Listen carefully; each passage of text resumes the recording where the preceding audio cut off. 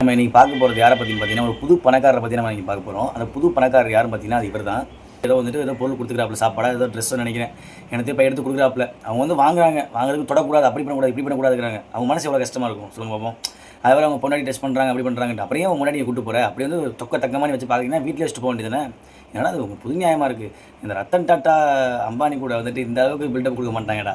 ஆனால் அந்த இடையில அந்த புது பணக்காரன், அதாவது இன்ஃப்ளூயன்சர் அப்படின்னு சொல்லிட்டு வரீங்க பார்த்தீங்களா, இந்த யூடியூப்பில் ஒரு 1,00,000 ரூபா சம்பாதிச்சுட்டு அதே மாதிரி யூடியூப்பில் ஒரு 50,000 வந்துருச்சுன்னா அவ்வளோதான், கால் நிற்காது. அப்படியே டான்ஸ் ஆட ஆரம்பிச்சிருது உங்களுக்குலாம். அப்படியே உட்கார கிடையாது, எங்களை நடந்து போக வேண்டியது, பீஸா பர்கர் சாப்பிட வேண்டியது, இதான் வேலை.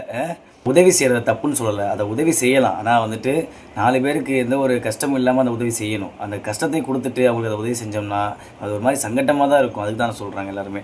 அதனால் வந்துட்டு உதவி செய்யுங்க, தப்பு இல்லை. யார் மனதையும் புண்படுத்தாமல் அந்த உதவியை செஞ்சுட்டு வந்துடுங்க, அவ்வளோதான்.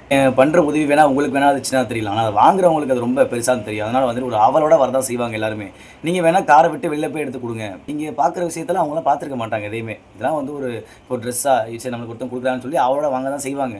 அப்புறம் எதுக்கு உதவி செய்கிறீங்க நீங்கள்? அப்புறம் எதுக்கு நீங்கள் உதவி செய்யணும்? இதெல்லாம் நடக்கும் தெரிஞ்சாலும் செய்கிறீங்க. கிளாஸ்லாம் பார்த்தவங்க நக்கலாக தெரியுது போல் இந்த பணக்காரங்களுக்குலாம்.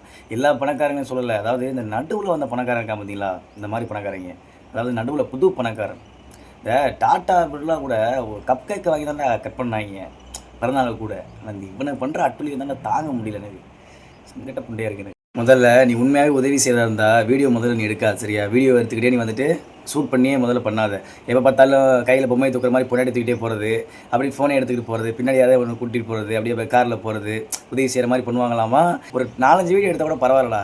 நீ பண்ணுற எல்லா உதவியுமே நீ வீடியோவாக தானே எடுத்து போடுற. நீ என்னடா இது? இதை பார்க்கணும், என்ன இதை 4 பேர் பார்க்கணும், அவ்வளோதானே. பிகே நோட்ஸு, கலெக்டா சேனல் இவங்கெல்லாம் பார்த்து உன்னை அப்படியே நியூஸில் போடணும். இந்த மாதிரி இர்ஃபான் வந்துட்டு காரில் போகும்போது 4 ஏழை குழந்தைகளை பார்த்து ட்ரெஸ்ஸை எடுத்து கொடுத்தார்கள் அப்படின்னு உன்னை போடணும், பிரபலமாக்கணும். அதான் உனக்கு ஆசை.